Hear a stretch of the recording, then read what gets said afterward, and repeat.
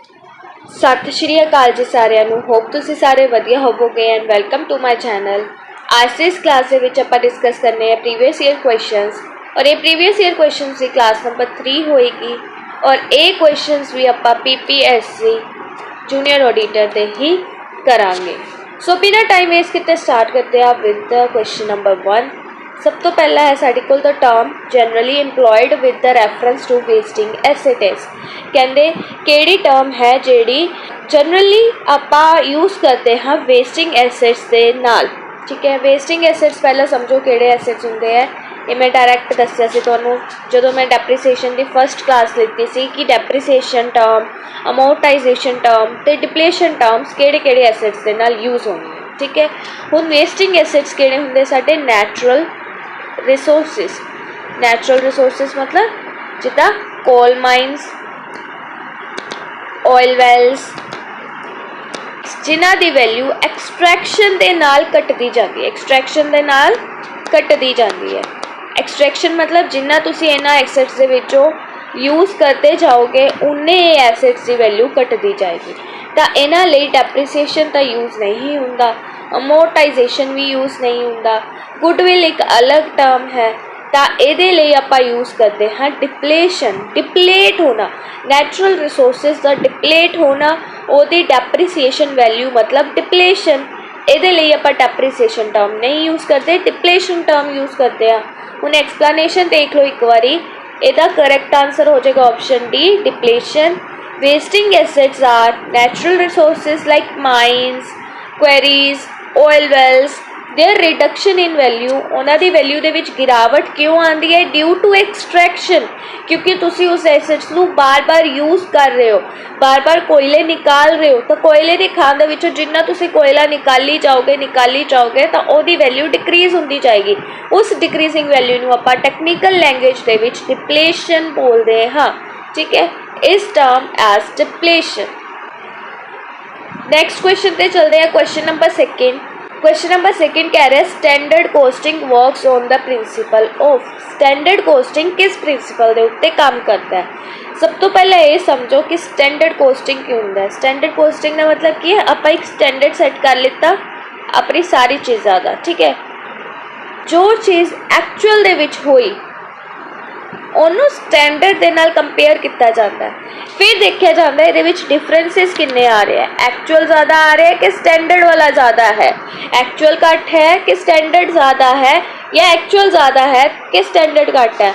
और इस डिफरेंस को आप की बोल देंगे हैं वेरिएंस। और ये सारा चीज़ां असीं वेरिएंस एनालिसिस दे विच पढ़ियां ने। फिर इस वेरिएंस को घट करने की कोशिश की जाती है विद वेरीअस मैथड। हुण ऑप्शनस देखते हाँ। सब तो पहला है साडे कोल कोस्ट। देखो कोस्ट वाली जिहड़ी प्रिंसीपल है वो कोस्ट अकाउंटिंग दे विच यूज़ होएगा। तो इत्थे स्टैंडर्ड कोस्टिंग की गल कर रहे हैं, ये विच ये चीज़ नहीं यूज़ होएगी। स्पैन ऑफ मैनेजमेंट ये विच भी नहीं यूज़ होएगा। ऑप्शन सी है साडे कोल एक्सैप्शन। तो इस क्वेश्चन का करैक्ट आंसर है साडा एक्सैप्शन। एक्सैप्शन का मतलब की है स्टैंडर्ड कोस्टिंग दे विच ना आपां सिर्फ रेलेवेंट चीज़ां लैंदे आ जो साडी फॉर्म दे लई रेलेवेंट है, मतलब जिहदे नाल वेरिएंसिस क्रिएट होए है। जिहदे नाल वेरिएंसिस क्रिएट नहीं होए, जिहदे नाल वेरिएंसिस नहीं आए, वो चीज़ां नूं छड्ड दित्ता जांदा है। एक्सैप्शन का मतलब हुंदा उस चीज़ नूं एक्सक्लूड कर दो, एक्सक्लूड छड्ड दित्ता जांदा वो वाली चीज़ां जो इररेलेवेंट है। तो जिहड़ा स्टैंडर्ड कोस्टिंग है वो मैनेजमेंट ऑफ एक्सैप्शन पे काम करता है। हुण देख लो explanation. Standard costing is based on the principle of management by exception, जिथे मैनेजमेंट सिर्फ कॉन्सनट्रेट करती है ओनली ऑन सिग्निफिकेंट डेविएशंस। जिहड़ियां डेविएशंस जरूरी है, जिहड़ियां डेविएशंस इंपॉर्टेंट है, सिर्फ उन्हां डेविएशंस के उत्ते काम किया जाता है फ्रॉम स्टैंडर्ड्स। जिहड़ियां इररेलेवेंट है, जिहदे नाल बिजनेस को कोई इफेक्ट नहीं होने वाला, उन्होंने छड्ड दिता जाता है। इसलिए इनू बोलिया जाता है management by exception. I hope question number second तुहानू क्लीयर है। नैक्सट क्वेश्चन पे चलते हैं हाँ। Question number third. Question number third की कह रहे हैं सानू कि zero base budgeting was introduced in USA by. सब तो पहला ये चीज़ समझो, जीरो बेस बजटिंग सब तो पहला इंट्रोड्यूस किन्ने की, ये चीज़ तुसी याद रखनी है। वो उत्ते भी क्वेश्चन बनता है। सब तो पहला इनू इंट्रोड्यूस किया पीटर फेयर। ठीक है, सब तो पहला इन्होंने इंट्रोड्यूस किया, उस तो बाद बाकिया ने इंट्रोड्यूस किया। हुण पूछ रहे यूएसए दे विच किन्ने किया। यूएसए दे विच तुसीं डायरैक्ट नाम याद रखो, जिमी कार्टर। ठीक है, जिमी कार्टर ने इन्हां नूं जीरो बेस्ड बजटिंग यूज़ किया। हुण इहदी एक्सप्लेनेशन देखो, zero based budgeting was developed by Peter A fire and later introduced in, इत्थे इंट्रोड्यूस आना है, later introduced in USA by President Jimmy Carter during his tenure ਉਹਦੇ टाइम ਦੇ ਉੱਤੇ of Georgia and then promoted federally। ठीक है, ਹੁਣ next question, zero based budgeting ਤਾਂ ਤੁਹਾਨੂੰ ਪਤਾ ਹੀ ਹੈ ਕਿਹੜੀ ਹੁੰਦੀ ਹੈ, ਜਿਹਦੇ ਵਿੱਚ ਆਪਾਂ ਸਾਰੇ ਐਕਸਪੈਂਸਿਸ ਨੂੰ ਜਸਟੀਫਾਈ ਕਰਦੇ ਹਾਂ। ਜਸਟੀਫਾਈ ਇਹਦਾ ਕੀਵਰਡ ਹੈ, ਜਸਟੀਫਾਈ ਕੀਤਾ ਜਾਂਦਾ ਹੈ। ठीक है, और आप इनू न्यू तो स्टार्ट करते हैं, फ्रॉम स्क्रैच। ये लिए आप प्रीवियस चीज़ा नहीं देखते, जीरो तो स्टार्ट किया जाता है। ठीक है, ये कुछ कीवर्ड्स है जो तुहानू याद रखने हैं। नैक्सट क्वेश्चन पे चलते हाँ। नैक्सट क्वेश्चन है साडे कोल, outstanding expenses are an example of real account, personal account, nominal account, none of the above.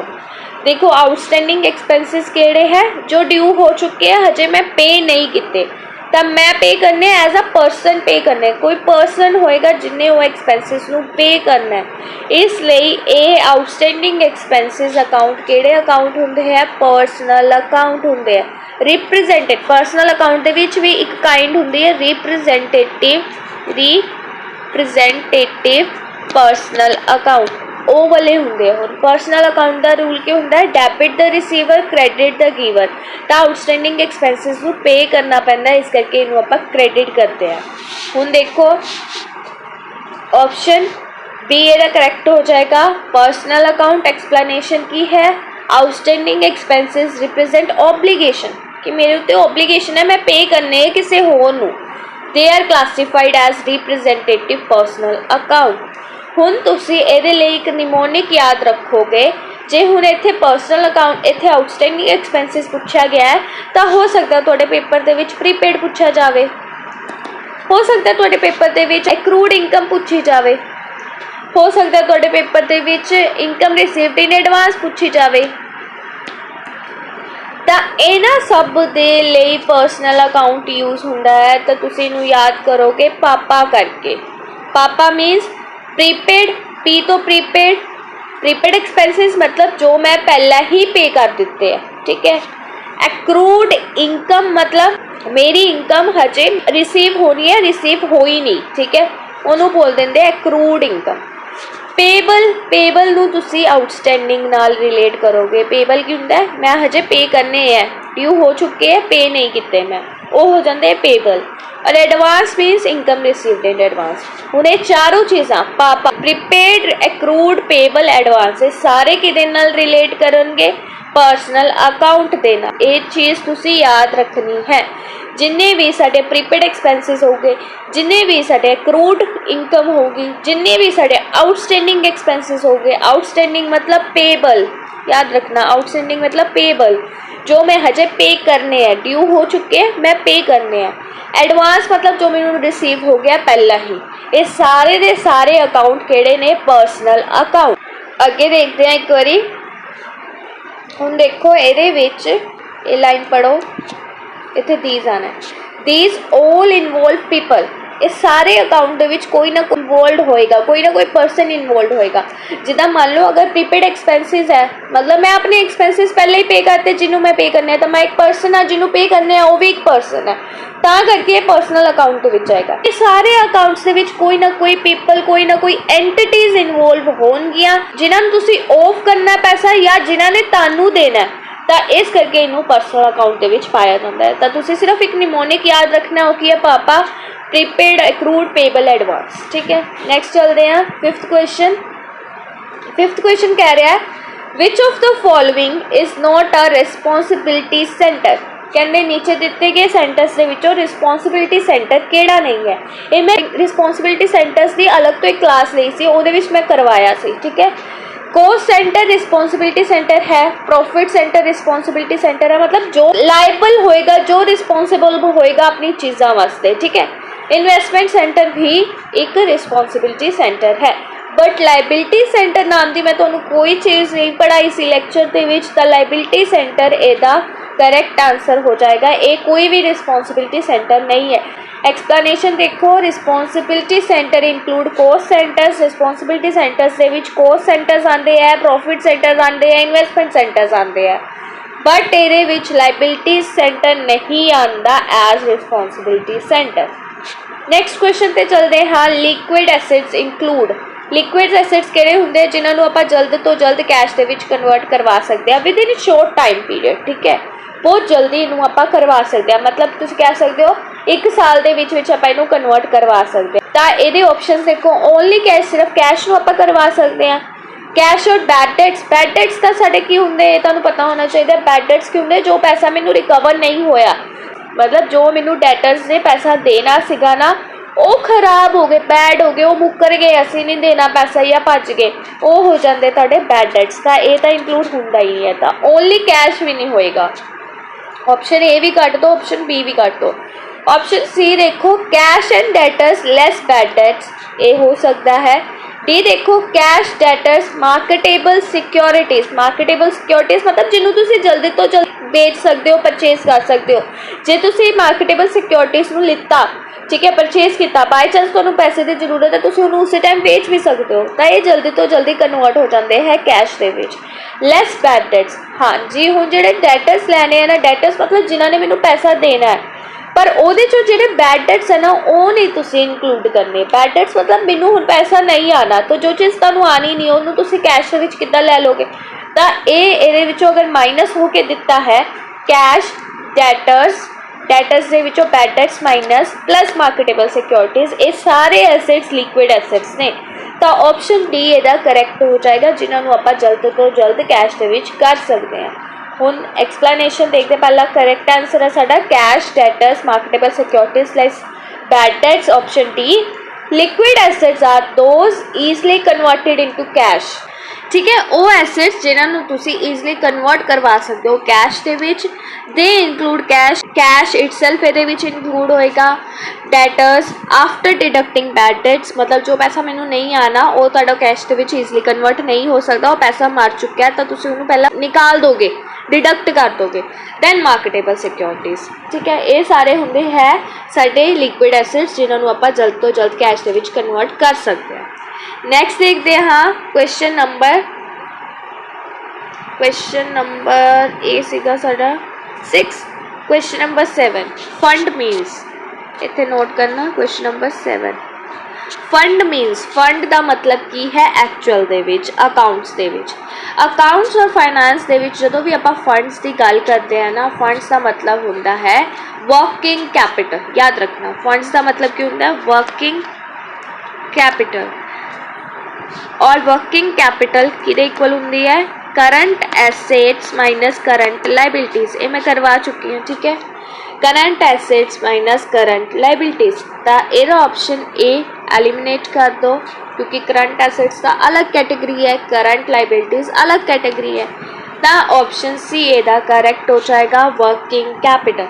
तो फंड्स का मतलब फाइनेंस या फिर अकाउंट्स के विच की होंदा है वर्किंग कैपिटल। एक्सप्लेनेशन देख लो, in accounting and finance the term funds generally refers to the working capital. आम तौर पर ये फंड्स वर्किंग कैपिटल के नाल रिलेट की जाती है, जिसका मतलब होंदा है करंट एसेट्स जो माइनस कर दो करंट लाइबिलिटीज़। नैक्सट क्वेश्चन पे चलते हाँ, ये सारे PPSC के क्वेश्चनस ने। तो देखो डायरैक्ट जो चीज़ा मैं क्लासिस के विच दसिया ना कि इत्थों डायरैक्ट क्वेश्चन बनता, वो देखो बनया भी होया। हुण देखो करंट एसेट्स की होंदे है, हो सकता है थोड़े पेपर थोनू करंट एसेट्स पूछ लें, ठीक है। Current assets these are short term assets which provide liquidity to the business. ये वो शॉर्ट टर्म एसेट्स ने जिन्होंने तुसी सेल करके, मतलब तुसी इन्हों ईजली कैश के विच कन्वर्ट कर सकते हो, ठीक है। शॉर्ट पीरियड के विच, शॉर्ट पीरियड मतलब 1 ईयर तो लैस दैन, 1 ईयर तो लैस दैन, 12 मंथ्स तो घट वाला, 12 मंथ्स तो ज़्यादा वाला नॉन करंट एसेट दे विच चल जाएगा। तो ये शॉर्ट टर्म एसेट्स होंगे ने। कुछ ये एग्जाम्पल्स अपने माइंड दे विच रखना, cash in hand, cash at bank, bills receivables, sundry debtors, ठीक है, ट्रेड रिसीवेबल्स भी लिखा हो सकता है, कला डेटर्स भी लिखा हो सकता है, नेट डेटर्स भी लिखा हो सकता है, स्टॉक मतलब inventory, prepaid expenses, short term investment. ये सारे वो एसेट्स है जिन्होंने तुसी जल्द तो जल्द कैश के विच कन्वर्ट कर सकते हो, easily convertible into the cash, ठीक है। नेक्स्ट देखो current liabilities, I don't know इतों मिसप्रिंट क्यों हो गया, आई थिंक वाटर मार्क करके हो गया, बट मैं सारे लिखे सी। करंट लाइबिलिटीज़ देखो, दीज आर शॉर्ट टर्म ओबलीगेशनस, ये साढ़े शॉर्ट टर्म ओबलीगेशन होंगे जिन्होंने असी 1 साल के अंदर अंदर पे ऑफ करना है, ठीक है। मेरी लाइबिलिटीज़ जिन्होंने मैं 1 साल के अंदर अंदर पे ऑफ करना है, which are usually paid out of current assets, और ये करंट लाइबिलिटीज़ नू करंट एसेट्स के पैसों के विचों ही पे आउट किया जाता है। हुण देखो ये एग्जाम्पल्स दिमाग के विच रखना, सन्ड्री क्रेडिटर्स जिन्हों आप ट्रेड पेबल्स भी बोलते हैं, bills payable, outstanding expenses, wages outstanding, salary outstanding, कोई भी एक्सपेंसिस जो आउटस्टैंडिंग है, bank overdraft, short term loans, income received in advance, ये सारे थोड़े केड़ी लाइबिलिटीज़ है जिन्होंने तुसी शॉर्ट टर्म दे विच पे ऑफ करना है। नैक्सट देखो हुण तुसी याद रखना है करंट एसेट, इत्थे करंट आना है, करंट एसेट्स कैश इनफ्लो मतलब जिदा कैश मैनू आएगा, एक्सपैक्टेड विद इन 1 ईयर, 1 साल के अंदर अंदर वो हो जाओगे थोड़े करंट एसेट्स। दूजा है करंट लाइबिलिटीज़ मतलब मेरा पैसा जाएगा 1 साल के अंदर अंदर, वो हो जाएगी थोड़ी करंट लाइबिलिटीज़। ये फ्लो चार्ट तुझे याद कर लेना। नैक्सट क्वेश्चन है साढ़े को question number 8, followings are the operating expenses, ठीक है, केड़े है जो थोड़े ऑपरेटिंग एक्सपेंसिस है। पहला ऑप्शन है salary, option A salary to staff, advertisement, insurance, interest on loan.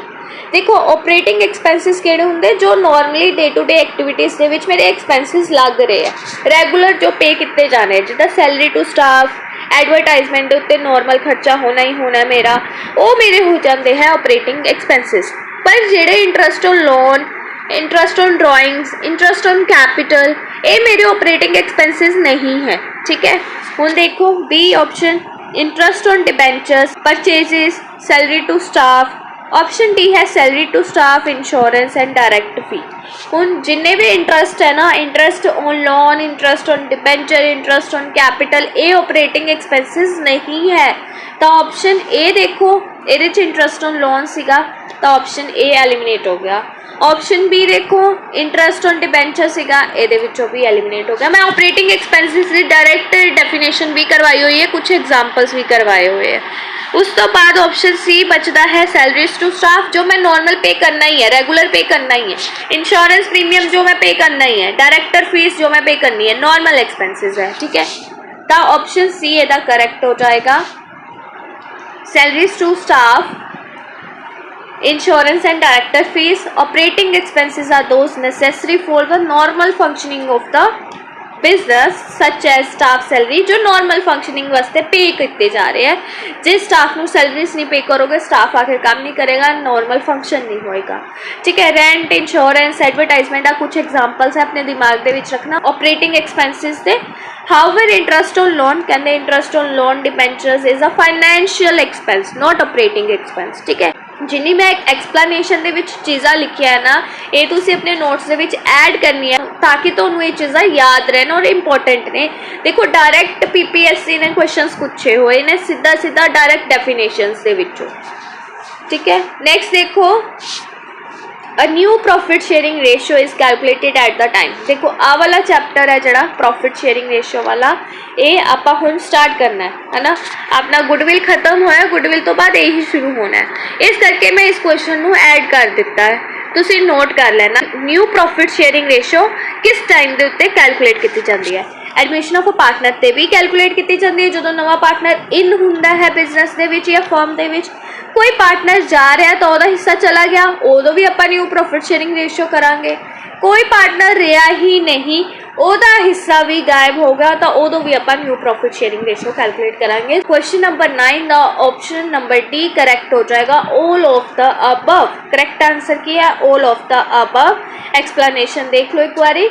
New profit sharing ratio is required, उदों रिक्वायर्ड होंगी है, उदों जरूरत होंगी है whenever there is change in partnership agreement, जो भी पार्टनरशिप एग्रीमेंट के चेंज होएगा। हुण जे एडमिशन हुई पार्टनर की तो पार्टनरशिप एग्रीमेंट बदल गया, रिटायरमेंट हुई तो पार्टनरशिप एग्रीमेंट बदल गया, डेथ हुई तो पार्टनरशिप एग्रीमेंट बदल गया। तो तीनों टाइम के उत्ते new profit sharing ratio calculate की जाएगी। In each case the old ratio is adjusted, जी पुरानी रेशियो होगी उन्होंने एडजस्ट कर दिता जाएगा नवी दे विच। ये सारी चीज़ां आपां सीखांगे किद्दां किद्दां होएगा, सैक्रीफाइसिंग गेनिंग, ये सारी चीज़ां आपां करांगे। ठीक है, क्वेश्चन नंबर 10 पे चलते हैं। क्वेश्चन नंबर 10 पूछ रहा है, कहते adjustments of interest on capital, interest on drawings and salary to partner. Partnership की गल कर रहे हैं, पार्टनर की कित्थे कीती जाएगी। जो पार्टनरशिप वाला चैप्टर करवाया सी, मैं उसका सारा दस्सिया सी फाइनल अकाउंट्स किवें बनता है। पहला बनता है ट्रायल अकाउंट होंदा है, ट्रायल अकाउंट तो साडा ट्रेडिंग अकाउंट बनता है, ट्रेडिंग तो साडा P&L बनता है, P&L तो साडा P&L एप्रोप्रिएशंस बनता है। पार्टनरशिप दे विच तां जिन्नी भी एडजस्टमेंट्स है रिलेटिंग टू पार्टनर्स एक्सपेंस और पार्टनर्स दी इनकम, वो कित्थे कीती जांदी है P&L एप्रोप्रिएशन दे विच। मैं डायरैक्ट उत्थे सारियां चीज़ां दसियां हुई हैं। देखो ताही मैं कहनी हाँ पहले से थ्योरी कवर करो, क्वेश्चनस दे पिछे बाद चो भजो। जो थ्योरी कवर होगी तो थोड़े क्वेश्चंस फ्लो दे नाल निकलूगे, फिर थोड़े उत्ते बर्डन नहीं होएगा हाय आ चीज़ भी पढ़नी आ चीज़ भी पढ़नी वो चीज़ भी पढ़नी आ। जिन्ने क्वेश्चंस मैं ऐड किए सारियां चीज़ां आपां कर चुके हैं और बहुत ईजी क्वेश्चंस लगूगे हुणे तुहानूं। पर जिन्होंने ये चीज़ नहीं की उन्होंने ये सिर के उपरों लंघ रहा होएगा, ये की बोल रहे हैं मैम, आ की हो रहा है। तो पहला अपना थ्योरी कॉन्सैप्ट हमेशा मैं यही बोलनी हाँ, स्ट्रैटेजी यही है, पहला थ्योरी कवर करो, जो नाल प्रैक्टिस MCQs है उन्होंने कवर करो, फिर जाके तुसी PYQ अटैम्प्ट करो, नहीं तो PYQ थोड़े सॉल्व नहीं होने। हुण इस क्वेश्चन का क्वेश्चन नंबर 10 का आंसर नंबर C करेक्ट हो जाएगा, P&L एप्रोप्रिएशन। हुण जिन्नी भी आइटम्स है like interest on capital, interest on drawings, partner salaries, commission and distribution of profits are appropriation of profit. मैं तुहानूं दस्सिया सी एप्रोप्रिएशन ऑफ प्रॉफिट और चार्ज अगेंस्ट प्रॉफिट दे विच की डिफरेंस है। जिन्हां ने पार्टनरशिप वाली क्लास नहीं देखी वो देखन, तो वो सारियां कित्थे रिकॉर्ड कीतियां जाणगियां profit and loss appropriation account दे विच, ना कि ट्रेडिंग और P&L अकाउंट दे विच। ठीक है, क्वेश्चन बहुत ईजी सीगा, बहुत ज़्यादा ईजी। नेक्स्ट क्वेश्चन पे चलते हाँ। क्वेश्चन नंबर 11 है, goodwill arising amalgamation is to be. Goodwill amalgamation के टाइम पे अराइज हो रही है, ओदा की करना है। ठीक है, हुण गुडविल वाला चैप्टर हो गया, इस करके मैं इस क्वेश्चन को ऐड किया, पर ये चीज़ हजे असीं पढ़नी है अमलगामेशन के टाइम पे। ठीक है, जो दो फर्म्स आपस दे विच रल के काम करना शुरू कर देंगे उन्होंने अमलगामेट बोलते हैं। उस टाइम पे जी गुडविल अराइज होंगी है उसका ट्रीटमेंट की होंगे, ये करके मैं इनू ऐड किया। वैसे हजे कॉन्सैप्ट आप पढ़ना है। पहला ऑप्शन है retained in books of transfer और कंपनी, मतलब जो कंपनी ट्रांसफर हो रही है या ट्रांसफर की जा रही है वो बुक्स के विच रिटेन किया जाएगा। सैकेंड है return of to income on systematic basis. Systematic basis से आप इनकम के उत्ते रिटर्न ऑफ कर देंगे, मतलब वंड देवांगे। Adjusted against reserves and profit and loss account, इधर A, B और C, तीनों से कुछ भी हो सकता। तो यह ऑप्शन B करेक्ट हो जाएगा। इनू आप डिटेल दे विच पढ़ांगे, फिलहाल इन्ना ही अमलगामेटिंग दे टाइम गुडविल जी अराइज होंगी है ना उन्होंने रिटर्न ऑफ कर दिता जाता है इनकम के उत्ते, ते उन्होंने सिस्टमैटिक बेसिस के उत्ते आप रिटर्न ऑफ कर देंगे। ठीक है, इन्ना तुसी हजे याद रखना, सारी चीज़ां डिटेल दे विच होणगियां। एक्सप्लेनेशन नोट कर लेना अकाउंटिंग स्टैंडर्ड दे विच, जिहदे विच दस्सिया गया है अमलगामेशन के बारे। जिहड़ी गुडविल अराइज हो रही है अमलगामेशन के टाइम पे उन्होंने मोटाइज कर दिता जाता है, मतलब वंड दिता, रिटर्न ऑफ उसकी वैल्यू नूं सारा वंड दिता जाता है ओवर इट्स यूजफुल लाइफ। क्योंकि अमोर्टाइजेशन आप किहदे लई यूज़ करते हैं, इंटेंजिबल एसेट्स लई। जब आप डेप्रीसीएशन यूज़ करते हैं फिक्सड एसेट्स लई, अमोर्टाइजेशन असीं गुडविल वगैरह और इंटेंजिबल एसेट्स वास्ते यूज़ करते हैं। तो डेप्रीसीएशन का मतलब की हुंदा है एसेट्स की सारी वैल्यू नूं यूजफुल लाइफ ऑफ एसेट्स दे विच वंड दो। इदां ही गुडविल की जिन्नी वैल्यू है उन्होंने सिस्टमैटिक वेज दे नाल उहदे यूजफुल लाइफ दे विच वंड दो, उन्होंने आप बोल देवांगे अमोर्टाइज करना अपनी गुडविल नूं या रिटर्न ऑफ करना। ठीक है, हुण इत्थे रिटन ऑफ लिखिया पर तुहानूं अमोर्टाइज भी लिखिया आ सकता है, तो इत्थे अमोर्टाइज भी हो सकता है, वंड दो, ठीक है। नैक्सट देखो, इट इज़ नॉट रिटेन्ड, इनू साम के नहीं रखा जाएगा ट्रांसफरर की book they which, it can not be adjusted, इनू एडजस्ट भी नहीं किया जाएगा अगेंस्ट प्रॉफिट और रिजर्व, बस इनू आप रिटर्न ऑफ करांगे, इन्ना चीज़ याद है। क्वेश्चन नंबर 12 है साडे कोल, which of the following branches of accounting deals with settlement of disputes in legal matters, कहते केड़ी ब्रांच है अकाउंटिंग की जो लीगल मैटर्स के डिस्प्यूट्स नू सामभन वास्ते बनाई गई है। देखो फाइनैंशियल अकाउंटिंग फाइनैंस देखने वास्ते बनाई गई है, जिहदे विच आपां फाइनल अकाउंट्स बनाने आ, जिहदे विच आपां बैलेंस शीट शो करते हैं, कितना टैक्स पे करना है, टैक्सेशन वास्ते लाइबिलिटीज़ कितनी, साडी एसेट्स कितनी है, ये सब चीज़ां देखते हैं। कोस्ट अकाउंटिंग दे विच आपां सिर्फ और सिर्फ कोस्ट के ऊपर फोकस करते हैं कि मेरी कोस्ट मिनीमाइज हो जाए, मेरा प्रॉफिट मैक्सीमाइज हो जाए। मैनेजमेंट अकाउंटिंग दे विच आपां रेशियोज़ की गल करते हैं और आपां देखते हैं अपनी मैनेजमेंट नूं या अपनी फर्म नूं किद्दां वधिया तरीके दे नाल चला सकते हैं, इफेक्टिव वे दे नाल चला सकते हैं, ठीक है। तो ये तीनों टर्म्स लीगल डिस्प्यूट्स के नाल नहीं रिलेट करदियां। नवी टर्म है तुसीं सुनी होएगी फोरेंसिक अकाउंटिंग, ठीक है। जी फोरेंसिक अकाउंटिंग होंगी है ना, ये लीगल मैटर्स वास्ते यूज़ की जाती है। हुण इस क्वेश्चन का ऑप्शन नंबर डी करेक्ट हो जाएगा, फोरेंसिक अकाउंटिंग। एक्सप्लेनेशन देखो, forensic accounting specialise in investigation and settlement of disputes. इस अकाउंटिंग दे विच डिस्प्यूट्स मतलब झगड़ियां नूं सुलझाया जाता है, इन्वेस्टिगेट किया जाता है, उन्होंने सैटल किया जाता है, जिहड़े लीगल मैटर्स होंदे हैं such as fraud, embezzlement, litigation, इन्हां नूं फोरेंसिक अकाउंटिंग दे विच निपटाया जाता है। नैक्सट क्वेश्चन है question number 13, the depreciation method which is design to provide appropriate funds.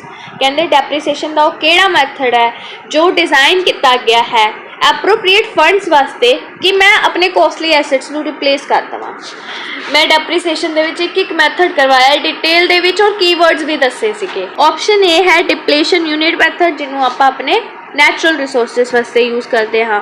Fixed installment method, sinking fund method, diminishing balance method. Diminishing balance method मतलब written down value method, जिहदे विच हर साल डेप्रीसिएशन डिक्रीज होंदी है और carry down value के उत्ते लगदी है। सिंकिंग फंड वाला टॉपिक करवाया सी ना, उहदे विच मैं तुहानूं दस्सिया सीगा ये रिप्लेसमेंट वास्ते यूज़ किया जाता है कि इहदे विच आपां पैसा अलग तो इन्वेस्ट करते जाते हैं तो जो एट द एंड उस एसेट नूं रिप्लेस करने की वारी आती है तो मैं उस अकाउंट के विचों सिंकिंग फंड के विचों पैसा कट के उस एसेट नूं रिप्लेस कर लैंदी है। इस करके इस क्वेश्चन का आंसर सिंकिंग फंड मैथड हो जाएगा। डिप्लेशन नैचुरल रिसोर्सिस के नाल यूज़ होता है। फिक्सड इंस्टॉलमेंट मतलब स्ट्रेट लाइन मैथड, जिहदे विच हर साल सेम डेप्रीसिएशन पैंदी है ओरिजिनल कॉस्ट के उत्ते।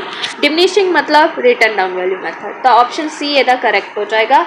एक्सप्लेनेशन देखो, under the sinking fund method a fixed amount is set aside annually and invested। एक फिक्स्ड अमाउंट बाहर निकाली जाती है, सेट असाइड मतलब कि अलग तो रखी जाती है, सिंकिंग फंड अकाउंट दे विच इन्वेस्ट की जाती है हर साल और मैच्योरिटी के टाइम पे एक्यूमुलेट हो जाते हैं साढ़े कोल फंड्स एक्यूमुलेट का होने का मतलब कि इकट्ठे हो गए और वो फंड्स इकट्ठे होने दे नाल पैसा इकट्ठा होने दे नाल मैं उस पैसे को यूज़ करके अपना कॉस्टली एसेट जो मेरे को महंगा एसेट है जिन्होंने मैं ईजिली रिप्लेस नहीं कर सकती सी उन्होंने रिप्लेस कर लूँ।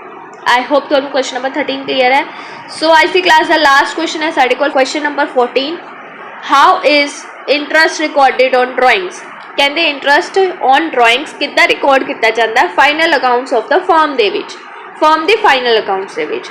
ऑप्शन ए है charge against the profit and loss appropriation account, कि ये चार्ज है प्रॉफिट एंड लॉस का shown in appropriation account as an income. देखो की है इंटरस्ट ऑन ड्राइंग। हुन पार्टनर ने कोई ड्राइंग की होगी, मान लो ए बी सी सी, ठीक है। ड्राइंग का मतलब उन्हें पर्सनल यूज़ वास्ते फर्म दे विचों पैसा निकालिया होएगा, ए ने निकालिया, मान लो ए ने निकालिया। हुन ए ने फर्म का पैसा यूज़ किया है तो ए नू फर्म नू कंपनसेट करना पेगा इंटरस्ट ऑन ड्राइंग दे के, ठीक है। तो जे वो फर्म नू दे रहा है तो फर्म की बन जाएगी इनकम बन जाएगी। ऑप्शन बी इहदा करेक्ट हो जाएगा। एक बारी बाकी भी पढ़ लेंगे आ। Shown in balance sheet as a liability, balance sheet दे विच नहीं पाते आप। Shown an as in the balance sheet ये भी नहीं आप करते। तो ये साडा की हो जाएगा shown in P and L appropriation account as income. P and L appropriation account की नॉमिनल अकाउंट है फर्म का, ठीक है। पे एंड एल एप्रोप्रिएशन की है, नॉमिनल अकाउंट है फॉर्म का। नॉमिनल अकाउंट की होंगे जो एक्सपेंसिस तो इनकम नाल रिलेट करता है। डेबिट और एक्सपेंसिस एंड लॉसेस, क्रेडिट और इनकम एंड गेन्स। तो फॉर्म दी इनकम है तो जो इंटरस्ट ऑन ड्रॉइंग है उन्होंने आप क्रेडिट साइड के उत्ते पाते हैं पी एंड एल एप्रोप्रिएशन दे विच। तो ऑप्शन बी ਇਹਦਾ करेक्ट हो जाएगा, shown in P and L appropriation account as income. मैं P and L appropriation account सारा बना के दिखाया सी, ਉਹਦਾ सारा फॉर्मेट दस्या सी कि डेबिट साइड की आएगा, डेबिट साइड आप की पावांगे, क्रेडिट साइड आप की पावांगे और किहड़ा रूल ਇਹਦੇ ਉੱਤੇ अप्लाई ਹੁੰਦਾ, नॉमिनल अकाउंट का रूल ਹੁੰਦਾ। एक्सप्लेनेशन देख लो, अकाउंटिंग ट्रीटमेंट ਦੇ ਵਿੱਚ पार्टनर वास्ते ये एक्सपेंस हो जाएगा बट फॉर्म वास्ते इनकम हो जाएगी क्योंकि पार्टनर ने फॉर्म को पे करनी है, इस करके इन्हों आप क्रेडिट साइड पावांगे पी एंड एल एप्रोप्रिएशन दे। सो ये सी अज की क्लास अपना लास्ट क्वेश्चन। अज आप 14 क्वेश्चंस में प्रैक्टिस किया, ये न्यूमेरिकल्स मैं नहीं ले क्योंकि अपनी थ्योरी काफ़ी हद तक कवर हो चुकी है। आई होप तुहानू अज की क्लास वधिया लगी होए। जे तुहानू क्लास वधिया लगी होए प्लीज़ चैनल को सबसक्राइब करना और वीडियो को वध तो वध शेयर और लाइक ज़रूर करना। ये मेरा टैलीग्राम चैनल भी ज्वाइन कर लो फॉर रेगुलर अपडेट्स, प्लस अपना फीडबैक ज़रूर दिया करो मैनू कमेंट सैक्शन दे विच। ते हुण आपां मिलांगे नैक्सट क्लास दे विच नैक्सट टॉपिक दे नाल। हो सकता है पोस्ट अकाउंटिंग स्टैंडर्ड्स नू कवर करवा देवां क्योंकि एक क्वेश्चन तो उहदे विचों आना ही आना है मैचिंग वाला, ठीक है। तो मैं शायद नैक्सट क्लास जी है CAS के उत्ते लवां, कॉस्ट अकाउंटिंग स्टैंडर्ड्स के उत्ते। सो उदों तक तुसी अपना काम रिवाइज करते रहो। रिवीजन इज़ मस्ट, जब तक तुसी अपने नोट्स नू रिवाइज नहीं करोगे तब तक तुसी क्वेश्चंस अटैम्प्ट नहीं कर सकते। सो मिलते हैं नैक्सट क्लास के विच। Thank you so much.